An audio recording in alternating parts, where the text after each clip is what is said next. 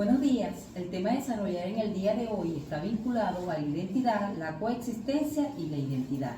En esta ocasión tenemos al panel conformado por María Pereira, Damelis Rodríguez, Alejandra Vélez y mi persona, Lorena Ortiz. Hoy hablaremos acerca del artículo presentado por los profesores Francisco Altarejo, profesor de Filosofía de la Educación, y Ricardo Rodríguez, profesor de Sociología de Educación de la Universidad de Navarra. Hablar de identidad en un mundo globalizado supone un desafío argumentativo y afanoso sobre la conceptualización de este término y esencialmente en su componente cultural y personal. La tendencia a buscar formas de organización de la convivencia y de las relaciones interpersonales pueden emerger las identidades singulares, y es que esta relación de coexistencia permite el desarrollo de las relaciones con otros agentes y el pleno crecimiento humano. La familia es el contexto educativo ideal para ese proceso de aprendizaje. En este proceso de globalización no solo se ve afectada la parte o la dimensión económica, sino también se ve acelerado y se ha transformado un conjunto de elementos que interactúan en una dinámica como es la parte social, la parte cultural, política y entre otros.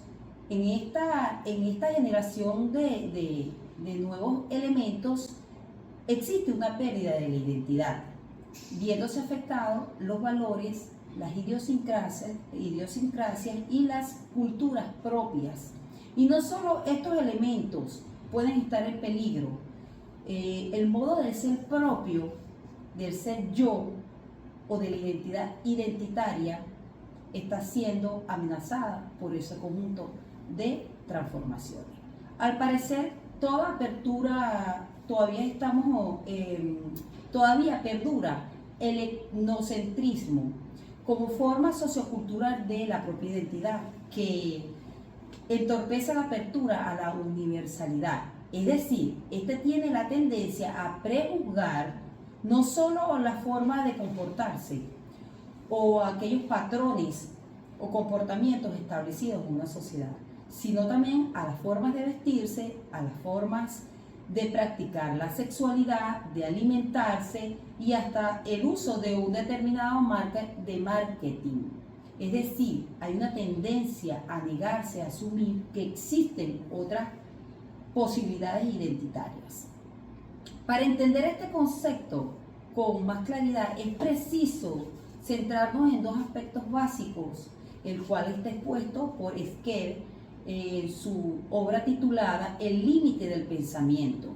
En primer lugar, como la identidad como valor general, que este concepto tiene implícito el sinónimo de identificación, es decir, yo tengo una adscripción subjetiva a un conjunto de valores o referentes objetivos que me caracterizan o que caracterizan al individuo y que ese individuo se encuentra relacionado o se identifica con ese grupo.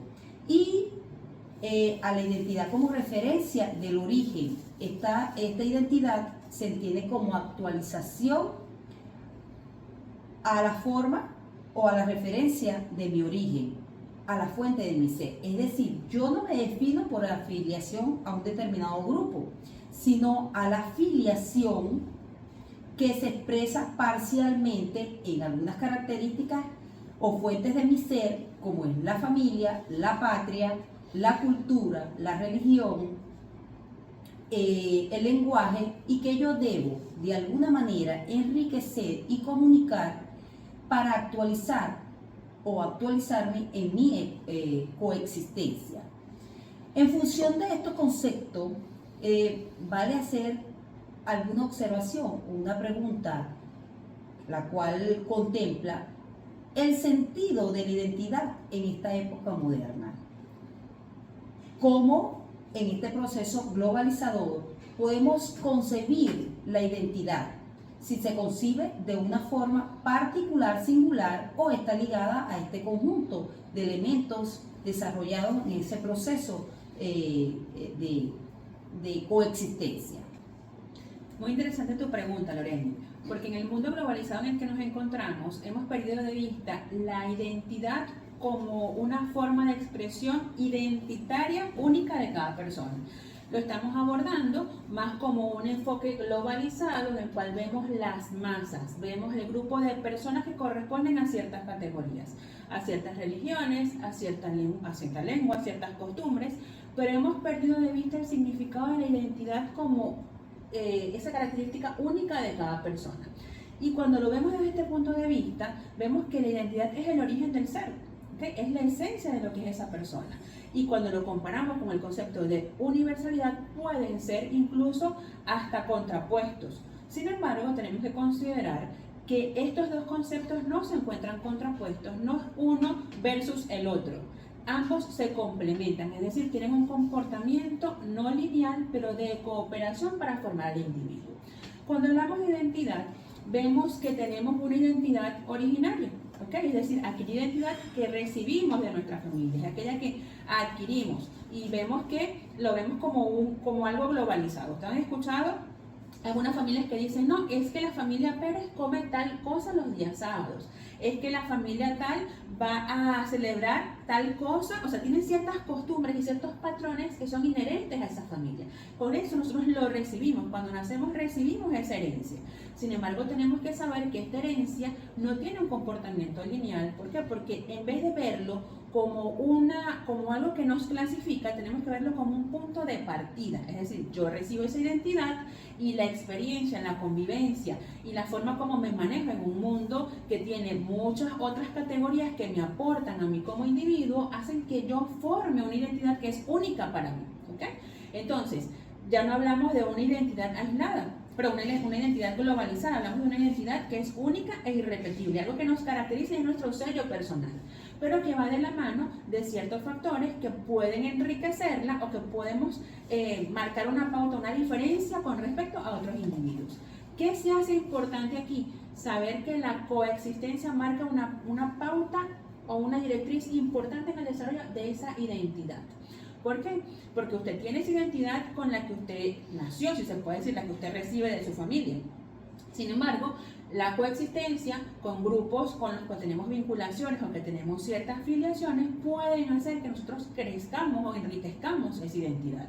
Entonces, hablamos, por ejemplo, que ciertas personas que tienen una identidad propia, pero que pertenecen a una religión, se visten de unas características muy particulares. Siguen conservando su esencia, su identidad muy particular, pero que son capaces de permitir o de flexibilizar ese crecimiento identitario, agregando a esa identidad muy particular algunos recursos extras que hacen que puedan pertenecer a un grupo o a ciertos sectores. ¿Qué quiere decir esto? Que la identidad puede ser única, pero también comparte, gracias a la coexistencia, ciertas características con otros grupos que van a favorecer el enriquecimiento de la persona. Entonces, ¿qué vemos aquí? Que el origen, esa identidad originaria que recibimos de nuestra familia puede verse afectada o no por el entorno, pero ¿qué tanta vinculación o qué tanto impacto tiene la familia en nuestra formación y en nuestro enriquecimiento como individuo? ¿Cómo afecta a la familia en esa unidad identitaria que te hace ese ser único? Entonces, ahí me gustaría que Damaris nos ayudara a resolver esta pregunta, porque sin lugar a dudas, la familia constituye una base importante en la formación identitaria de cada individuo. Muy bien, María. Para fortalecer un poco tu pregunta, es importante resaltar que la familia se viene conceptualizando desde el enfoque psicológico y sociológico como una estructura o una unidad prácticamente social que la conforma mamá, papá e hijo.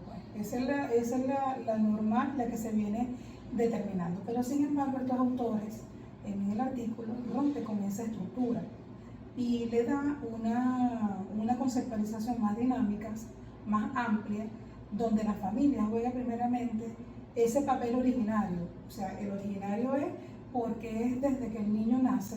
Sin embargo, Altarejo y los autores plantean que esa familia no puede ser centralizada ni unitaria, sino tiene que ser multidimensional. Es decir, porque existen otros elementos que involucran el ser, que hace que él se forme, que hace que tenga la capacidad de desarrollar su propia identidad y que esa identidad viene dada por la coexistencia tanto de su familia, ¿verdad?, como del entorno que lo rodea. Tanto es así, podemos visualizar cómo existen familias constituidas por madre, padre y hijos, ¿verdad? Y cómo te explica de que los hijos criados con valores y costumbres iguales sean y se comporten de diferentes maneras. O sea, uno pueden ser católicos, otro cristianos, otro, pero eso va porque cada quien, el ser decide, ¿verdad? Y tiene, según esta conceptualización de familia que da Altarego, tiene la capacidad o puede tener la capacidad de decidir, ¿verdad? Desde su propio ser, cómo desarrollar su propia identidad y cómo aceptar o no la diversidad del total de personas o los entornos en cuales él se relaciona en sí. Altarejo ve la coexistencia como una característica básica de la familia, pero que esa coexistencia personal puede desarrollarse en tu adultez aún más con las experiencias vividas y no solamente desde la base del seno familiar. ¿Ok? Por eso que es importante que nuestra familia, o sea, si damos amor, ¿verdad?, podemos dar amor, pero si no recibimos amor de nuestra familia, ¿qué podemos dar? Sin embargo, tú decides si romper con ese esquema de familia o seguir y crear una propia identidad tuya, porque tú eres autónomo de ser y desarrollar quién eres, pues, ante el mundo que te rodea. Por eso es que es importante también resaltar que existen diferentes modelos de familia en este mundo globalizado. Por eso que me gustaría que Alejandra desarrollara qué tipos de familia se vienen desarrollando en este contexto histórico que ha marcado prácticamente la identidad de muchos de los seres que vivimos en este mundo. Bueno, es interesante lo que planteas, porque los investigadores Altarejo y Rodríguez nos plantean, nos describen modelos de familia en los cuales partimos desde la familia tradicional, complementario entre hombre y mujer, que darán origen a una prole, hijos que pueden ser luego hombres y mujeres. Sin embargo, esto solamente es el punto de partida en esta investigación. Evidentemente, la familia tradicional, donde se ven los dos sexos, era una barrera que durante muchos años tuvo que romperse. Entonces, verse solamente como hombre o mujer, se abrió una clasificación más amplia, y esta clasificación ahora permite observar familias donde el relativismo cultural permite ver familias compuestas, por ejemplo, por parejas homosexuales femeninos, homosexuales masculinos, heterosexuales femeninos y heterosexuales masculinos. Asimismo, desde el punto de vista de su estructura biológica, están bien definidos parejas bisexuales que tienen también sus dinámicas.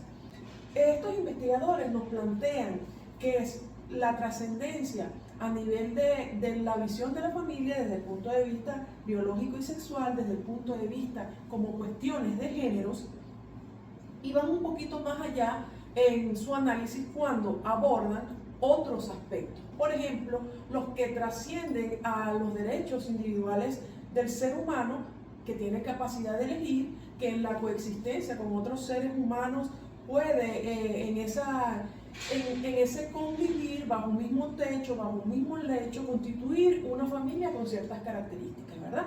Entonces, cuando nosotros hablamos de la identidad y la familia, en este trabajo de investigación se puede observar que la familia como unidad fundamental se sigue manteniendo desde un punto de partida de lo que se nos es dado en la identidad, de nuestra educación. Sin embargo, se debe trascender a los roles, se debe trascender a las funciones, se debe trascender a los aspectos individuales como sexo, género, función, tradiciones solamente, y verlo desde la unificación del ser como algo expansivo de la conciencia, que considere a la familia como una visión total, unitaria, no solamente desde las partes sociológicas, psicológicas, biológicas, en contextos geográficos de costumbres y tradiciones.